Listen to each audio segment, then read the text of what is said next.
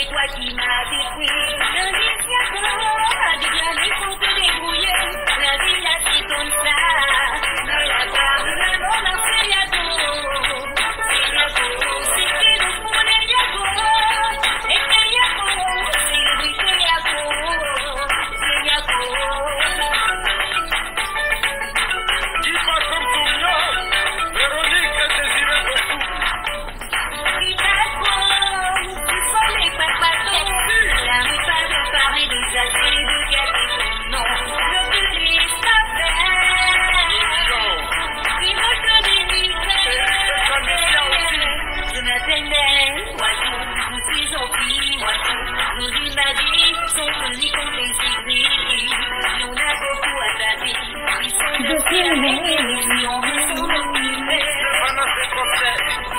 On nous a pas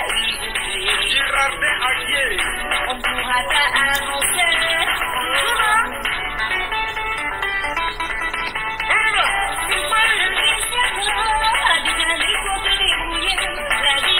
Comme ça.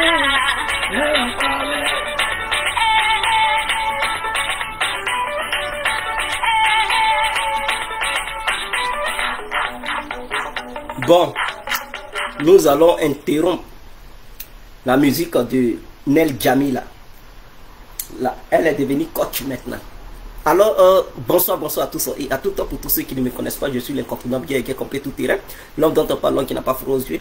L'homme qui ne marche pas, c'est mon vous pour aussi m'appeler devant la ville. L'homme n'est rien, gouverneur italien, docteur mort de m'appeler-moi Gougou, laisse-moi mourir 5 plein Royal, Padrino Camari, désolé la Moudia. Alors, nous voilà à nouveau devant cette caméra pour parler de ce qui se trame. Voilà, les sources que nous avons, les différentes informations nous disent que demain, il y aura une marche gigantesque sur toute l'étendue du territoire ivoirien. Que ce soit du côté de l'opposition ou du côté au pouvoir. En tout cas, les deux partis comptent marcher demain. Côté du pouvoir, c'est une marche pour soutenir la candidature de son Excellence, Monsieur le Président Alassane Ouattara. Côté de l'opposition, c'est de contester la candidature du président Alassane Ouattara. Donc, les deux bords politiques vont sortir pour manifester. D'autres vont manifester pour leur mécontentement face au troisième mandat. D'autres vont manifester pour la joie et leur satisfaction de la déclaration de son Excellence, Monsieur le Président Alassane Ouattara. Alors, voyant ces deux tendances, nous savons que demain sera une grande journée historique pour les Ivoiriens, mais en même temps une journée très dangereuse, parce que je n'ai jamais voulu cela.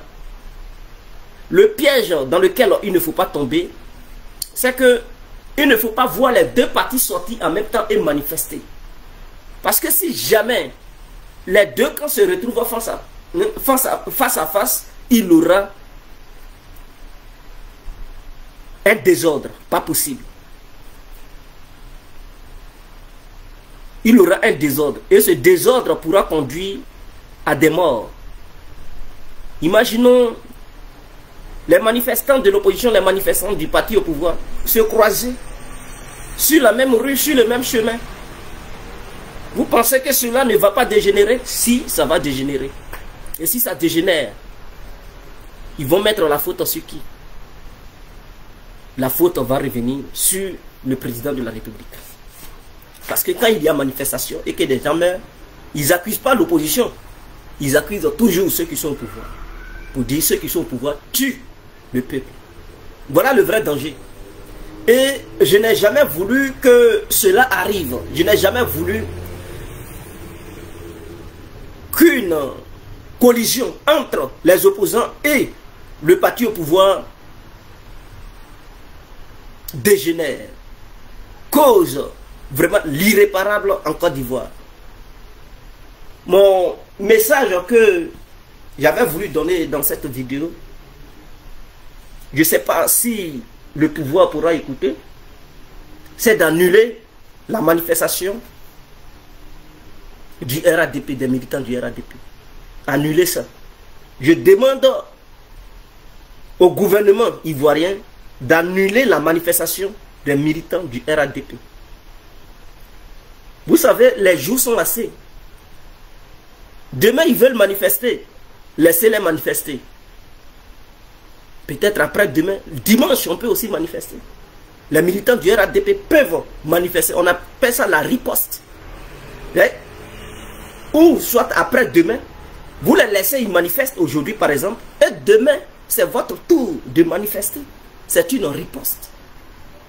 Mais voir les deux camps être sur le même terrain, ça peut créer assez de tensions. Et ces tensions-là, beaucoup ont besoin de ça pour faire certaines choses.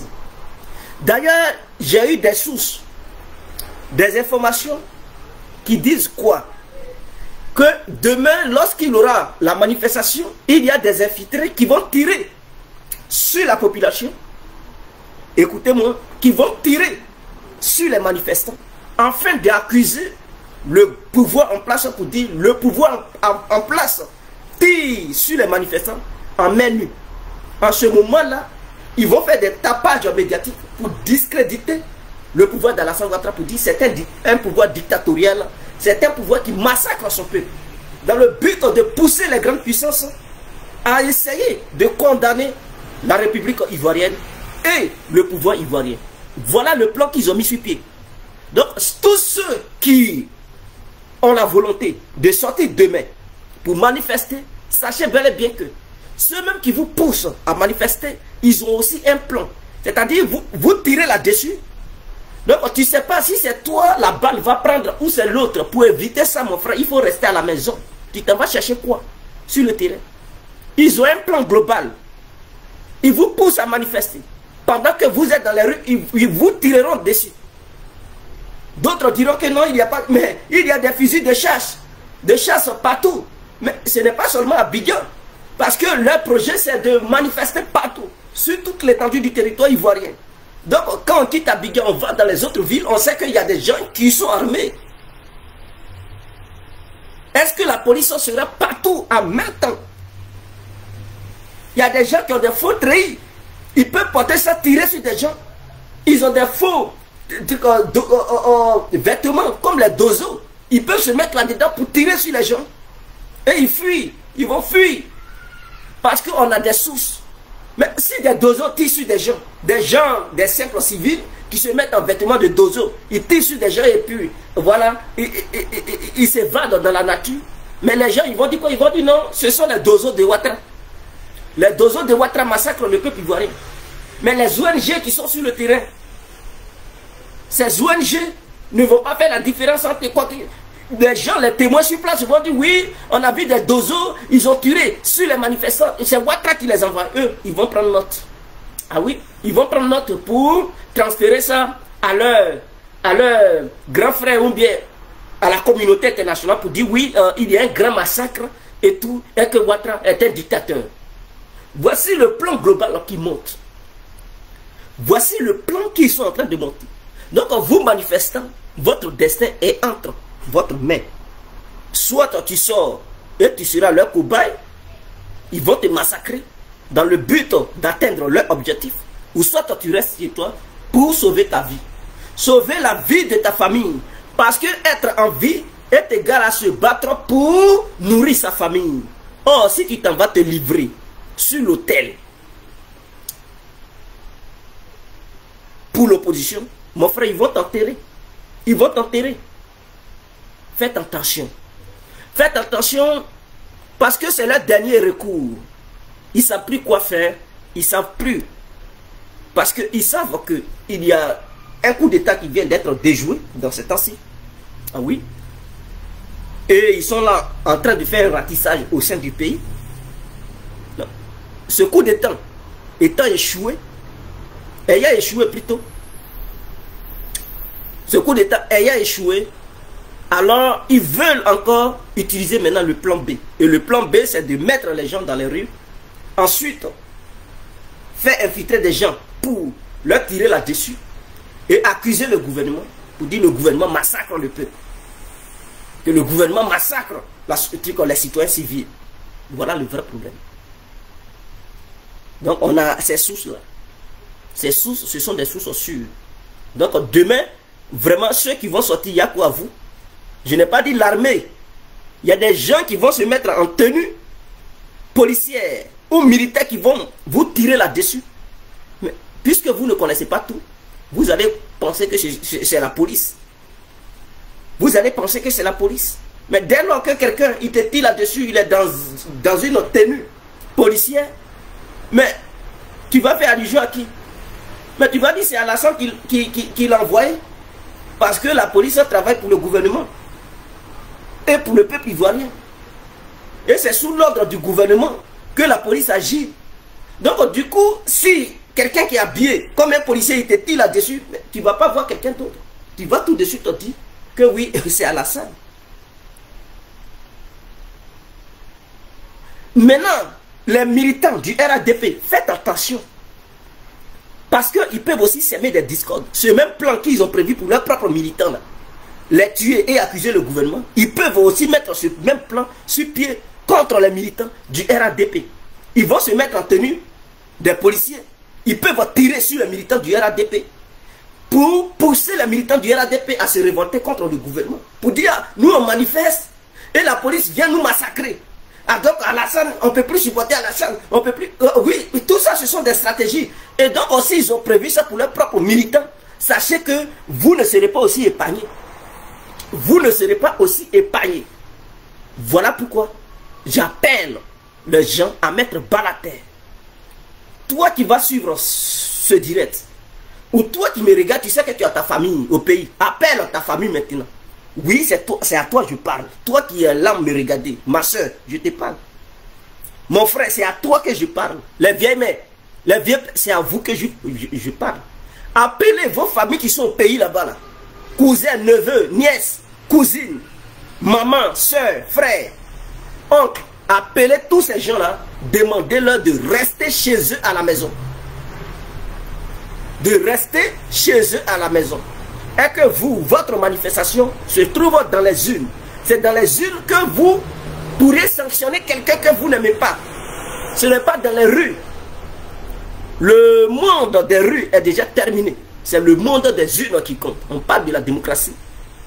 Et non la rutocratie. Nous ne sommes plus dans la rutocratie. Nous sommes dans un monde démocratique. Alors, lorsqu'on déteste quelqu'un, on se rend dans les urnes, et les urnes, le jour des urnes, c'est le 31 octobre 2020. Rendez-vous tous dans les urnes. Si la tête d'Alassane vous énerve tant, si vous détestez Ouattara, comme vous le dites, vous ne mangez pas goudron. Ce ne sont pas les points que vous mangez. Vous voulez changer la politique en Côte d'Ivoire. Ce n'est pas dans les rues, c'est dans l'isoloir. Tu es là-bas seul et tu fais glisser ton bulletin dans les urnes. Tu regardes les images, les têtes des différents candidats seront sur la liste. Leurs têtes seront sur la copie qu'on prend. Tu vas regarder ton candidat qui te plaît et tu mets un plan sur son visage, tu dis Dacasia, et puis tu pointes là-dessus. Tu pries, tu glisses ça dans les yeux. Et tu sors, ni vu ni connu. Si tu détestes Ouattara, il va tomber ce jour-là. Maintenant, si tu as un amour profond pour Alassane Ouattara, ceux qui l'aiment là, ils vont aller le voter. Et vous allez vous peser dans ce pays. Quand je dis peser, je n'ai pas dit coup d'épaule. Mais vous allez vous peser sur une balance électorale. Et cette balance électorale, c'est le jour J, le 31 octobre 2020. Ça se passe dans les isoloirs, dans les urnes. Vous allez vous balancer là-bas. Et on verra qui pèse que qui. Au lieu de s'aimer la trouille, au lieu de s'aimer le désordre, au lieu de faire paralyser l'économie ivoirienne, vous allez faire, il y aura un couvre-feu national qui sera décrété en Côte d'Ivoire. Ce n'est pas bien. Vous allez paralyser tout. Mais il y a des gens qui font leur démarche administrative. Mais vous allez paralyser tout. Rien ne va encore fonctionner au pays là-bas. Mais comment ceux qui sont dans les démarches, vous allez faire tout. Tous les bureaux vont fermer. Vous dites vous avez faim. Mais si vous paralysez tout là-haut, comment vous pouvez encore manger? Ceux qui ont même faim là, ils vont travailler comment pour manger? Bah, s'il y a couvre-feu, tu vas encore travailler comment? Il y a des gens qui vivent de jour au jour. Et s'ils ne vont pas sur le terrain, ils ne vont pas gagner leur pain. Mais s'il y a couvre-feu, ils font comment pour manger? Il y a d'autres, ils travaillent la nuit. Il y a d'autres, c'est la journée, ils travaillent. Sciencez quand même, comme on le dit en Côte d'Ivoire, sciencez. Pensez-y, réfléchissez sur ça. Ne mettez pas vos petits intérêts au détriment de toute la population ivoirienne. C'est un groupuscule d'individus qui manipulent toute une population. C'est regrettable. On pensait que nous étions au 21e siècle et que chacun avait déjà grandi dans sa tête. Mais malheureusement, nous constatons que l'Ivoirien nouveau n'a pas encore changé. L'Ivoirien nouveau est comme l'Ivoirien ancien. Et ça, c'est dangereux. L'Ivoirien nouveau devrait être à mesure et capable d'éduquer l'Ivoirien ancien. J'appelle quoi Ivoirien ancien et Ivoirien nouveau? Les Ivoiriens anciens, ce sont des Ivoiriens qui sont nés dans les années 80, 70, 50, 90 et j'en passe. Mais les Ivoiriens nouveaux, ce sont des Ivoiriens qui sont nés dans les années 2000. Les années 2000 jusqu'à toute l'année 2000, là, ceux qui sont nés, ce sont des Ivoiriens nouveaux. Aujourd'hui, d'autres Ivoiriens nouveaux ont au moins, je dis bien, ils ont au moins 20 ans. Est-ce que vous comprenez? Ils ont 20 ans, 15 ans. Mais ces gens-là, ils se laissent manipuler. Je pense que c'est dangereux. Moi, j'appelle le RADP annuler cette marche-là. Si le RADP annule la marche de l'opposition, ils vont dire c'est un parti dictatorial. Mais les militants du RADP, je leur demande de proroger leur marche pour éviter un chaos total. Pour éviter un chaos total. Parce que s'il y a marche de l'opposition, marche du parti au pouvoir, et que ces deux s'affrontent sur le terrain, et que suite à cet affrontement, il y a mort d'hommes, ça va se propager dans les villages et les autres villes, et la situation risque de dépasser l'entendement du gouvernement ivoirien. La situation risque de dégénérer. Ça ne va plus être une histoire de guerre armée contre armée, mais ça va être une histoire de villageois contre villageois, religieux contre religieux. Et quand c'est comme ça, l'armée ivoirienne va intervenir de quel côté et protéger qui? Parce que ce n'est pas une rébellion qui se forme pour attaquer le gouvernement, mais c'est la population qui va s'entretuer elle entre elles. Et quand c'est comme ça là, l'armée ne va pas intervenir pour massacrer un peuple au détriment d'un autre peuple. Et là, ça dépasse les entendements. Ça va dépasser les entendements du gouvernement. Même le ministre de la Sécurité, lui-même, les choses, les événements vont dépasser ses intentions.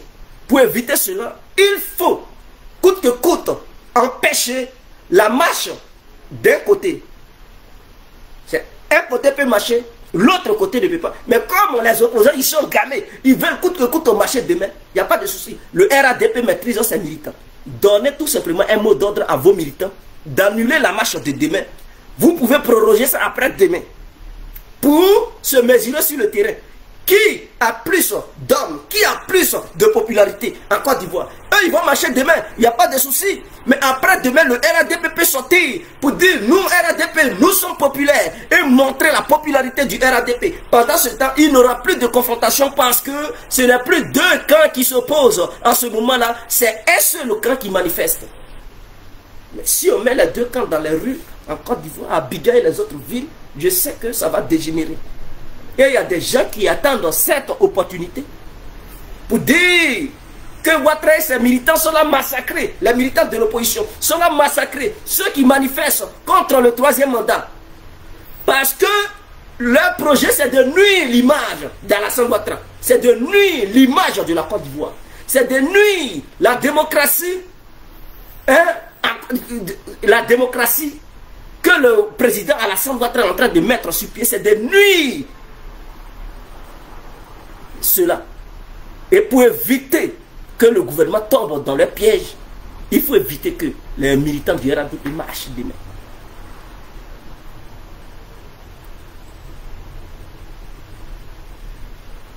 éviter de marcher demain. Moi, c'est mon... Pour le bien-être du RADP, pour ne pas que Alassane Ouattara se retrouve dans les griffes de la communauté internationale, pour ne pas que des gens, plus de chefs d'État africains, disent que Alassane Ouattara est un dictateur. Parce que ce sont les images qui parlent de nos jours. Des gens, ils n'arrivent pas à faire. Il suffit de voir les images sur Internet. Ceux qui vont voir là, ils ne savent même pas ce qui s'est passé. Vous savez que les militants de l'opposition, ils ont la grande gueule. Ils parlent, ils font des tapages. Ils vont faire des tapages, montrer des images blessantes. Et ils vont dire c'est Alassane qui a fait ça. D'autres chefs d'État africains, ainsi que d'autres Africains, ils vont voir Alassane comme un monstre. Or pourtant, ce n'est pas vrai. Et ils vont tout faire pour faire avaler le mensonge aux autres. Et vous savez que lorsque les autres chefs d'État ne sont pas d'accord avec toi, lorsqu'il y a un conflit entre toi et les autres chefs d'État, les rébellions sont faciles à frapper ton pays. Parce que pour protéger aussi ton pays, il faudrait que tu coopères avec les pays voisins. C'est ça. Quand tu coopères avec les pays voisins, ton pays pourra avoir la meilleure des sécurités. Mais si les pays voisins sont contre toi, te reprochent des choses, ils sont capables de donner des bases arrière à des terroristes qui veulent déstabiliser ton pays. Voilà le vrai danger. Et donc, pour que Alassane Ouattara puisse être en bonne harmonie avec les pays qui entourent la Côte d'Ivoire, il ne faudrait pas que les militants du RADP fassent une erreur stratégique. Parce que militer au même moment avec les autres, cet égal-là a encore provoqué des tensions, cet égal-là a sémé le chaos, et ce chaos produira des morts. Et si ces morts se retrouvent sur les réseaux sociaux, des gens font des tapages, et que voyant cela, c'est un chef d'État qui se trouve aux alentours de la Côte d'Ivoire, prend une position pour dire Alassane est un dictateur, et qu'ils ne sont plus avec Alassane, les opposants vont utiliser cette faille pour leur demander de faire de leur sol une base arrière pour une rébellion qui va frapper la Côte d'Ivoire. Voilà le vrai danger. Pour éviter cela, les militants du RADP doivent savoir raison garder. N'agissez pas dans les émotions. Je comprends. D'autres vont dire, bon, nous on va les contrecarrer. Ils vont voir, on va les contrecarrer. Je comprends. C'est bien de les contrecarrer, c'est bien beau. Mais ça là, c'est pour soulever les tensions. Parce que dans les deux cas là, il y a des gens qui ont le gros cœur. Vous savez, l'autre a gros cœur, toi aussi tu as gros cœur. Mais ça envoie l'affrontement. Et quand il y a affrontement, vous savez, encore les Noirs, ils ne connaissent pas petit affrontement. Affrontement est égal à affrontement. Et dans ça là, ça va dégénérer. Même si on ne fait pas attention, des mosquées, des églises seront brûlées ce jour-là. Pour éviter que les lieux de culte soient brûlés, pour éviter que des gens meurent, il faut demander au RADP d'annuler la marche de demain. La marche du côté du RADP. Parce que le RADP peut maîtriser ses militants. Il suffit de leur demander de ne pas militer pour éviter les tensions encore qui sont déjà sur le terrain. Éviter les tensions. Demander aux militants du RADP d'annuler les marches et de renvoyer, de reprogrammer la marche des militants du RADP après demain. Demain est jeudi, le vendredi est un bon jour. D'ailleurs, c'est un jour des musulmans. Le vendredi est sacré. Et ce jour-là, après la prière, les musulmans pourront, et aussi les chrétiens, ainsi que ceux qui ne sont pas musulmans, qui ne sont pas chrétiens, qui, bon, qui n'appartiennent à aucune religion en Côte d'Ivoire, qui sont aussi là, qui aiment Alassane Ouattara, qui aiment aussi le RADP, tous sortiront pour manifester leur joie, pour soutenir la candidature d'Alassane Ouattara. Est-ce que ce n'est pas bien? Mais c'est bien beau. En ce moment-là, c'est entre eux les militants. Ils ne vont pas se bagarrer, ils ne vont pas se massacrer, ils ne vont rien faire parce que c'est entre eux. Donc c'est ce que je demande aux hommes politiques.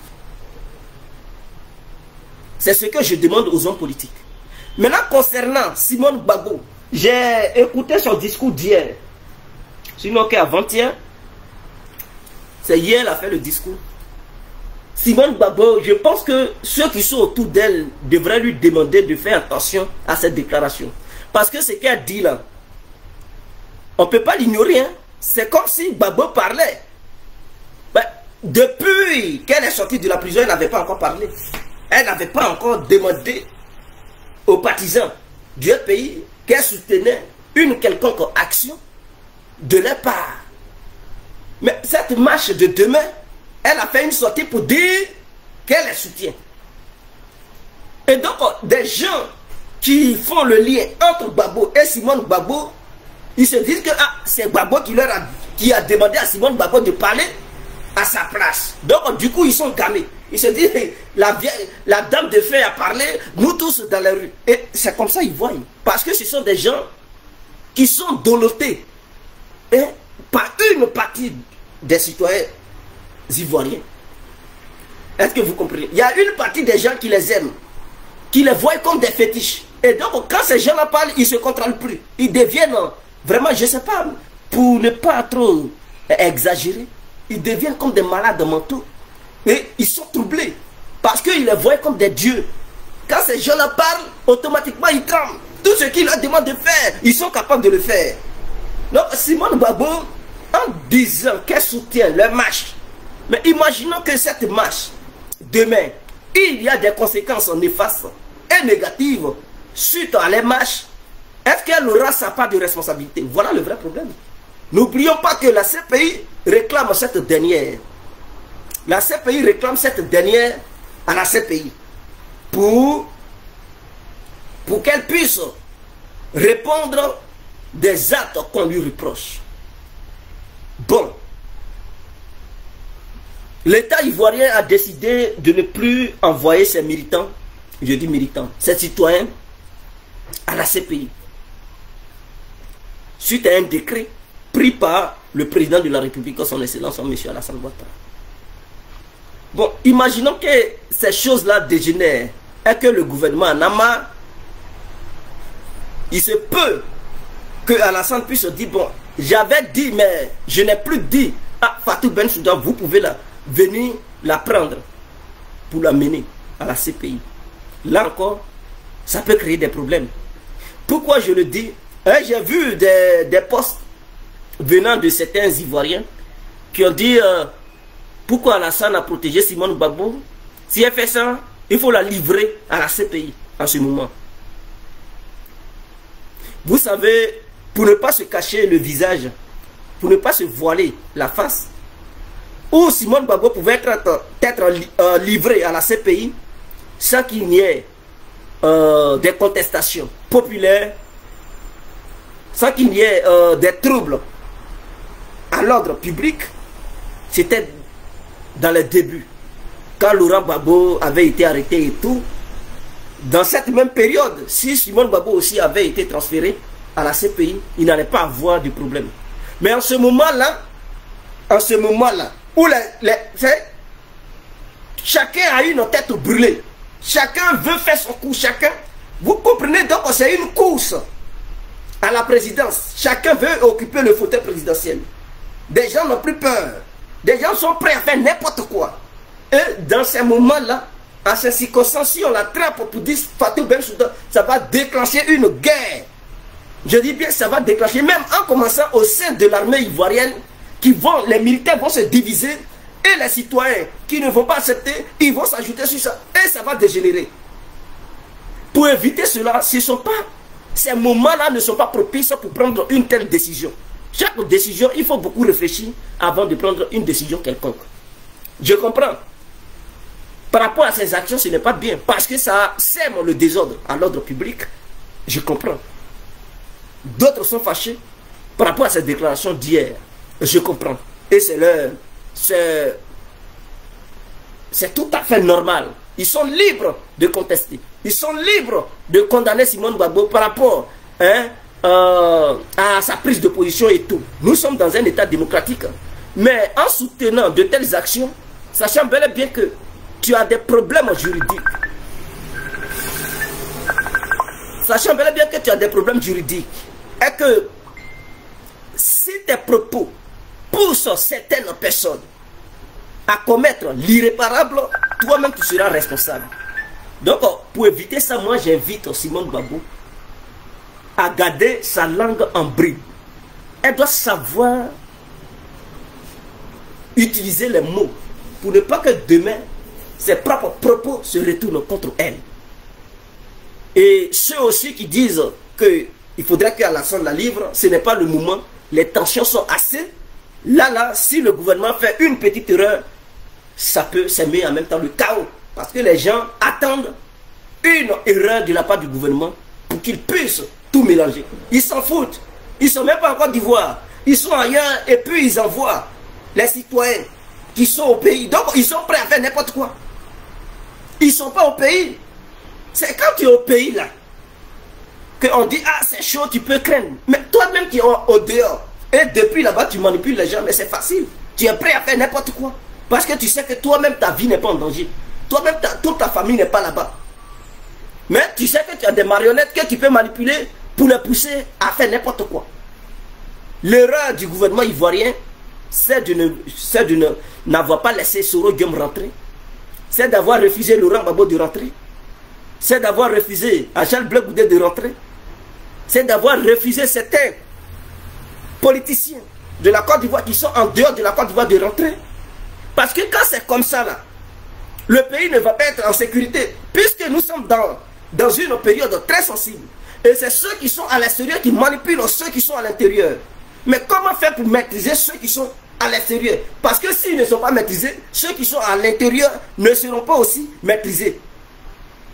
C'est ça. C'est l'argent qui parle. Tant qu'ils ont les moyens pour manipuler les autres, mais les autres vont faire. Oh, ils sont en dehors de la Côte d'Ivoire. Ils ont le temps de recruter des mercenaires, des voyous, des terroristes.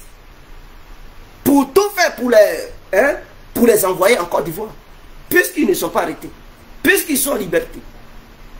Moi, je n'ai pas dit non qu'à arrêter des gens pour les mettre en prison. Mais le gouvernement pouvait tout faire pour les faire rentrer eux tous. Une fois en Côte d'Ivoire, il ne les laissait plus sortir. En ce moment-là, quand il y a des troupes, ils vont leur dire, si c'est pas bon là, tout le monde est ici, personne ne sortira. Donc on est condamné à s'attendre pour que tout aille bien. Quand c'est comme ça, la personne même qui est cachée derrière ces événements voit sa vie même menacée. Parce que s'il y a des troubles, lui-même il ne sera pas épargné. En ce moment-là, ils vont avoir l'intelligence. Mais quand tu n'es pas là-bas, tu t'en fous. Tu sèmes le désordre, si les gens mettent là-bas, ils ne mettent pas, toi tu t'en fous. Tant que tu as les moyens, tu fais n'importe quoi. Et tu sèmes le chaos en complicité avec d'autres qui sont autour de toi, qui passent autour de toi. Tu envoies des gens en mission, faites ça. Et puis ils sont là, ils sèment la pagaille. Ça c'est l'erreur du gouvernement. Laisser un adversaire politique en dehors de ton pays est une erreur capitale. Je le dis, c'est une grande erreur.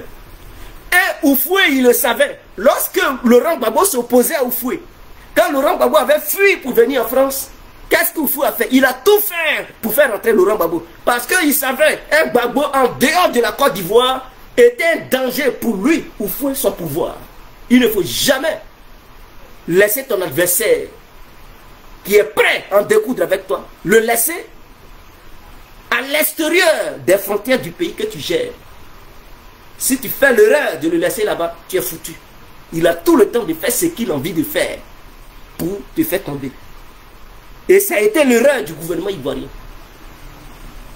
Tout ce qui se passe en Côte d'Ivoire, les opposants et tout, mais les choses sont téléguidées depuis l'extérieur. Ce n'est pas en Côte d'Ivoire. Ceux qui sont en Côte d'Ivoire sont des marionnettes.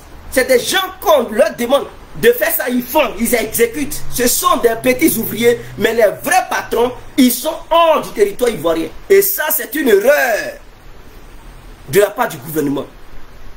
S'il y a des reproches à faire, c'est ça. C'est comme le cas de Laurent Gbagbo. Quand les Ibens étaient sortis de la Côte d'Ivoire pour aller s'installer au Ghana, j'ai dit au Ghana, pour aller s'installer au Burkina, l'erreur de Gbagbo, c'est de n'avoir pas tout fait pour faire rentrer les IB. Les Kone Zakaria et les Ouattao, il les a laissés hors des frontières ivoiriennes. Ils ont eu tout le temps de faire ce qu'ils avaient envie de faire. Faites attention. Laisser son adversaire politique en dehors des frontières, c'est une erreur capitale. Or, il y a assez de généraux qui ont fui la Côte d'Ivoire. Des anciens rebelles aussi qui ont fui la Côte d'Ivoire. C'est pas parce que tu es gradé que tu es plus efficace que le petit sergent. Le petit sergent peut être très violent que le haut gradé. Tout dépend de l'efficacité et de la détermination de l'individu sur le terrain. Faites attention. Il y a assez de rebelles qui ont fui le pays. Il y a assez de généraux, des commandants qui ont fui. Et donc ceux qui sont, et les grosses têtes politiques qui sont en dehors de la Côte d'Ivoire, ils ne manquent pas de général, ils ne manquent pas de commandants, ils ne manquent pas de soldats. Ils sont prêts à tout. Et ils ont de l'argent. Ils sont prêts à recruter des voyous pour faire n'importe quoi. Ça a été l'erreur du gouvernement. Voilà tout ce que je peux reprocher au gouvernement ivoirien. Pourquoi le gouvernement a refusé que ceux-là viennent en Côte d'Ivoire? Il fallait les faire rentrer. Gbagbo a demandé, faites rentrer Gbagbo. Bédié est déjà là. Gbagbo rentre, Soro rentre, Blé Goudé rentre. Et une fois qu'eux tous ils sont rentrés, mais les autres allaient sur les Damana Picasso, les Kone Katina, les Awadom et l'autre, eux tous ils allaient rentrer. Une fois en Côte d'Ivoire, on dit bon, personne ne sort, personne ne rentre. Et l'élection là va se passer. Quand c'est comme ça, c'est propre. Personne ne va encore faire des troubles. Mais Alassane a fait une erreur. Maintenant, s'il leur demande de rentrer, ils vont refuser de rentrer. Parce qu'ils vont voir que c'est un piège. S'il leur demande de rentrer maintenant, ils vont dire non, on ne rentre pas. Et les élections vont se dérouler d'abord avant qu'on les... Parce qu'ils vont voir que c'est un piège, ils ne vont plus rentrer. Parce qu'ils ont déjà une idée arrêtée d'y stabiliser le pouvoir d'Alassane. Tant qu'ils sont en liberté et ils sont en sécurité en dehors de la Côte d'Ivoire, ils sont prêts à s'aimer les troubles. Parce qu'ils savent que c'est Alassane qui vit en Côte d'Ivoire. Donc s'il y a des troubles, c'est la sécurité d'Alassane qui sera menacée. C'est la sécurité des ministres qui gouvernent avec Alassane qui sera menacée. La sécurité de ces ministres sera menacée. La sécurité du peuple ivoirien sera aussi menacée. Parce que ce sont les citoyens ivoiriens qui vivent. Eux, ils sont en sécurité. Ils s'en foutent. Ils savent qu'ils sont bien logés. Ils ont des gardes de corps. Là où ils sont prêts à faire n'importe quoi. Il fallait les faire rentrer. C'est une erreur que le gouvernement a fait. Et cette erreur, ce n'est pas bien pour le gouvernement. Ce n'est pas bien. Ce n'est pas... Moi, si j'étais au sein du gouvernement, j'allais demander au président de tout faire pour les faire rentrer. Afin de bien les maîtriser. Oufou avait su ça. Laisser un adversaire politique en dehors des frontières devient un élément dangereux. Quand Alassane s'opposait à Bédié, est-ce qu'il était en Côte d'Ivoire? Il n'était pas en Côte d'Ivoire. Est-ce qu'il vivait en Côte d'Ivoire? Il n'était pas en Côte d'Ivoire. Voilà pourquoi Bédié n'était pas tranquille. Mais s'il était en Côte d'Ivoire, Bédié allait avoir la maîtrise sur lui totalement.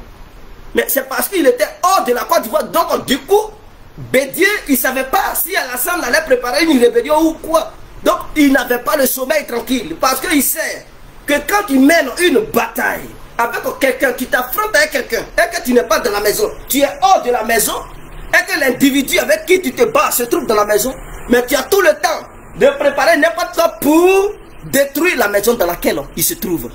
Et quand c'est comme ça, c'est dangereux. Mais quand vous êtes dans la maison, il va détruire quoi? Il va prendre quoi pour...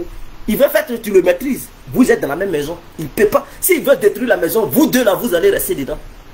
Donc, il a intérêt à ne pas détruire cette maison. Voilà le vrai danger. Quand il menaçait Gueye Robert, est-ce qu'il était en Côte d'Ivoire? Il n'était pas en Côte d'Ivoire. Pourquoi il n'est pas rentré en Côte d'Ivoire pour déclarer la guerre à Gueye? Il savait que rester en Côte d'Ivoire et déclarer la guerre à Gueye est égal à lui-même son arrestation. Alors il fallait qu'il fuit, quitter la Côte d'Ivoire. Du Canada, il n'est même pas rentré en Côte d'Ivoire. Il est resté en dehors de la Côte d'Ivoire pour déclarer la guerre à Gueye Robert. En menaçant Gueye. Les éléments d'IB qui étaient en Côte d'Ivoire, malheureusement, ils ont subi cela. Parce que Gueye leur reprochait certaines choses. Ils ne pouvaient plus s'enfuir parce qu'ils étaient dans la maison. Et cette maison, c'est la Côte d'Ivoire. Alassane a fait une erreur politique. Et les conseillers d'Alassane Ouattara ont fait une erreur politique. Une grave erreur. Et ça risque de faire sombrer la Côte d'Ivoire dans le chaos. Laissez Soro Guillaume en dehors de la Côte d'Ivoire. Laissez Gbagbo en dehors de la Côte d'Ivoire. Laissez Blé Goudé, les Kone Katina et autres. Aujourd'hui, qui sont déterminés à faire n'importe quoi. Les laisser en dehors de la Côte d'Ivoire est une erreur politique que le RADP a commis. Et ça risque de semer des troubles en Côte d'Ivoire. Ça risque de semer le chaos en Côte d'Ivoire. Je pense que la prochaine fois, ces gens d'erreurs ne vont plus. encore avoir lieu en Côte d'Ivoire. Avant de prendre une décision, ne prenez pas des décisions dans la précipitation, sous les émotions. Non. Avant de prendre une décision, il faut beaucoup réfléchir. Si je fais ça dans l'avenir, dans un futur proche ou lointain, qu'est-ce qui va se passer? Qu'est-ce qui va se passer? Si lui là, il reste en dehors des frontières ivoiriennes, quelle est sa capacité? Sa force de frappe? Il est capable de faire quoi? Quoi? Vous calculez tout ça. Avant de mettre la personne en dehors des frontières ou avant de tout faire pour que la personne rentre. Afi, il est en Côte d'Ivoire aujourd'hui, est-ce qu'il peut faire quelque chose? Il ne peut pas. Afi, il est en Côte d'Ivoire, est-ce qu'il peut faire quelque chose? Il ne peut pas. Blé Goudin était en Côte d'Ivoire, il ne pouvait rien faire. Quand il l'a attrapé au Ghana pour l'amener en Côte, est-ce qu'il pouvait rien? Mais aujourd'hui, il est en dehors de la Côte d'Ivoire. Il est en dehors de la Côte d'Ivoire. Il a tout le temps de manipuler des gens qui sont proches. On bien envoyé des gens spécialement pour dire allez-y, faites ça, leur donner des instructions. Eux, ils vont opérer sur le terrain. Parce que lui, il se sent libre. Il est ici. Donc, s'il rentre dans la chambre, certains de ses représentants, et puis leur donne des stratégies, des conseils, c'est qu'ils vont payer ceux-là. Bon, ils prennent l'avion. Ils n'ont pas d'âme, ils n'ont rien. Ils prennent l'avion, ils descendent à Côte d'Ivoire. Est-ce que le gouvernement ivoirien peut savoir qu'ils viennent d'une réunion, ils ont fait ça, ils ont fait ça. Ils ne vont pas savoir. Et sur le terrain, maintenant, eux aussi, ils vont contaminer d'autres. Et la contagion va prendre, va envahir la Côte d'Ivoire. Et c'est ça, le bas blesse. C'est ça, cette erreur. Soro aussi, il est là, il opère tranquillement. Il peut donner des consignes. Les âmes qu'il a cachées. Il peut dire, dans tel endroit, il y a des âmes, il y a des âmes. Écoutez, voici ce que vous devez faire. Voici ce que vous devez faire. Voici la stratégie. Et il travaille avec des experts étrangers. Il a l'argent, il recrute n'importe les voyous de guerre du monde entier. Il les recrute, il les met autour de lui, soit disant service de renseignement, soit disant garde de corps. Et ces gens-là lui donnent des informations. Des anciens soldats qui sont allés faire guerre partout dans le monde. Il les recrute, il les met autour de lui. Et c'est ceux-là qui lui demandent de faire ça, de faire ça, de faire ça. Et en retour, il donne des conseils aux gens. Parce qu'il n'est pas en Côte d'Ivoire. Il est libre de ses mouvements. Il peut bouger d'un point A à un point B. En tout cas, partout en France. Et partout en Europe. Il bouge. Il bouge. Donc, il a le temps de faire ce qu'il a envie de faire. De croiser des gens. Et il n'est pas dans une prison. Croiser des gens dans des hôtels, dans des restaurants, en tout cas, dans des grandes places publiques. Recevoir des gens. Faire ce qu'il a envie de faire, se déplacer dans les ambassades des différents pays, traiter des affaires avec des hommes d'affaires du monde, avec des brigands du monde. Mais Alassane lui a donné cette liberté. Et bien, Alassane lui, s'il était en Côte d'Ivoire, Alassane pouvait savoir et connaître les différents déplacements de Soro. S'il quitte sa maison, il va où? Parce que c'est en Côte d'Ivoire. Alassane allait avoir un grand contrôle sur lui. Mais quelqu'un qui n'est pas en Côte d'Ivoire, qui est en dehors, son entourage peut être infiltré par des doubles agents. Mais Soro Guillaume n'est pas aussi gaou que ça. Il peut aussi faire attention. Faites attention. C'est une erreur le gouvernement a fait. Et ça, c'est ça. Ce sont les séquelles qu'on commence à voir. C'est ça qu'on commence à voir en ce moment-là. Ça là, les débordements, les gens qui sont gamés, ils sont gamés. Ils s'en foutent même de FSI menace, ils s'en foutent. Il s'en fout pas. Le patron même des FSI, là, lui-même, il est en dehors de la Côte d'Ivoire. Le patron des FSI, lui-même qui a formé les FSI, là, c'est Soro. C'est Soro même qui a formé ces bons petits appelés FSI, c'est lui qui est le patron. Et le patron, il est gamin, il veut en découdre avec Alassane. Vous comprenez un peu? Ces jeunes patriotes que vous appelez miliciens et tout, Yopougon, là, leur patron même, là, il n'est pas aussi en Côte d'Ivoire. Et puis là, c'est qu'ils tiennent comme discours. Quand ils viennent devant l'écran, non, je suis... Mais ça c'est autre discours. Mais lorsqu'ils ne sont pas devant leur écran, vous savez ce qu'ils tiennent comme discours. Vous savez ce qu'ils planifient comme plan, vous ne savez rien. Mais Alassane, s'il avait réussi à les faire rentrer eux tous en Côte d'Ivoire, il pouvait mieux les contrôler et empêcher ces gens-là d'œuvrer paisiblement. Donc je pense que le gouvernement pourra cogiter sur cette affaire et revoir sa manière d'agir envers les opposants afin d'éviter le chaos en Côte d'Ivoire. Il a laissé des grosses têtes en dehors de la Côte d'Ivoire seulement. Mais c'est ce qu'on allait voir. Parce que Soro était seul. Gbagbo et Blé, ils étaient encore à la CPI. Donc leurs œuvres, leurs démarches, c'était pas bien vu. Est-ce que vous avez vu quand Gbagbo et Blé étaient à la CPI, vous avez vu les Ivoiriens se lever pour dire on va marcher, s'endetter? Non, ils ne pouvaient pas. Soro, il était seul. Donc ces trucs étaient limités. Et les pro-Gbagbo ne faisaient pas trop confiance à Soro. Mais depuis que Gbagbo et Blé sont sortis de la prison, Soro, il a eu la force. Certains gosses se sont ralliés à lui. Ils ont commencé à concorder leurs énergies. Et donc, du coup, sur le terrain, ça commence à dégénérer. Voilà le vrai problème. Voilà le vrai problème. Depuis que Blé et Gbagbo ont retrouvé leur petite liberté, Soro s'est senti maintenant grand. Il appelle maintenant, il dit, bon, nous allons coordonner les opérations. Et tous les autres aussi ont accepté. Vous comprenez déjà que sur le terrain, ceux qui étaient intimidés hier par les ordres du gouvernement, aujourd'hui ils s'en foutent. Quand le gouvernement dit ne marche, il dit on va marcher. Ils s'en foutent. Ils font maintenant front. Pourquoi ils le font? Parce qu'ils savent que ceux pour qui ils le font, ils sont maintenant libres. Gbagbo étant dans ces pays, ils ne pouvaient pas. Parce qu'on leur disait, si vous faites, ils vont condamner. Donc ils avaient peur d'opérer. Si vous faites le Blé Goudé, ils avaient peur d'opérer. Donc du coup, la peur les avait envahis. Mais depuis qu'ils ont retrouvé leur liberté. Mais vous, est-ce qu'ils écoutent maintenant quelqu'un? Sur le terrain, ils n'écoutent personne. Soro aussi, il s'est poussé, il s'est vu pousser les ailes. Il dit, mais c'est le moment de frapper. C'est le moment de faire tout. Donc, du coup, leur truc, c'est de boycotter même le gouvernement ivoirien. C'est de boycotter, de ne pas reconnaître Alassane comme président, aller contre tout ce qu'il fait. Mais suite à ça, s'il y a des arrestations qui suivent, suite à leurs actes, ils vont prendre ça pour dire, oh, il arrête les opposants. C'est un dictateur. Ils vont brandir ça, faire la propagande, des tapages partout pour discréditer le gouvernement ivoirien. Voilà ce qu'ils veulent envoyer comme message. En faisant cela, la communauté internationale ne va plus dire, bon, on soutient votre Ivoire, donc vous soutenez la dictature. Donc, du coup, ça va mettre en mal les relations entre Alassane Ouattara et ses amis. Ils vont dire, mais ce que nous voyons, si on te soutient, vraiment, les autres pays africains vont nous discréditer. Oh, il y a la concurrence en Afrique. Toutes les grandes puissances veulent leur part du gâteau. La Turquie sont ici, l'Iran sont ici, l'Arabie Saoudite ils sont ici, la Russie sont ici, Chine ils sont ici, Angleterre, Allemagne, Amérique. Donc vous pensez que la France a le droit à faire l'erreur? Non.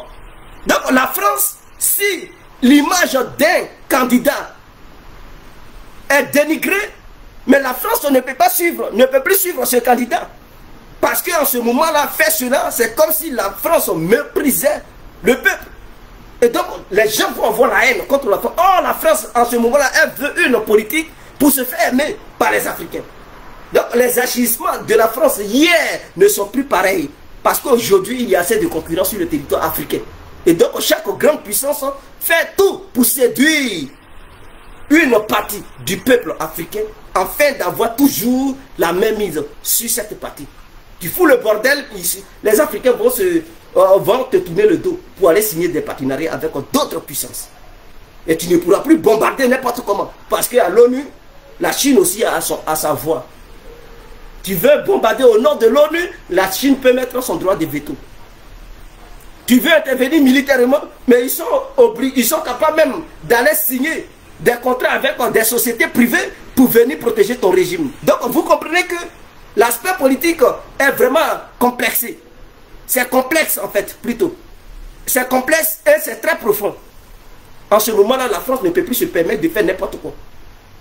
Voilà pourquoi leur projet, c'est de dénigrer, discréditer le gouvernement ivoirien. Et donc, les militants du RNDP doivent faire très attention, ne pas tomber dans les manipulations, ne pas tomber sous les agissements des émotions, annuler la marche de demain.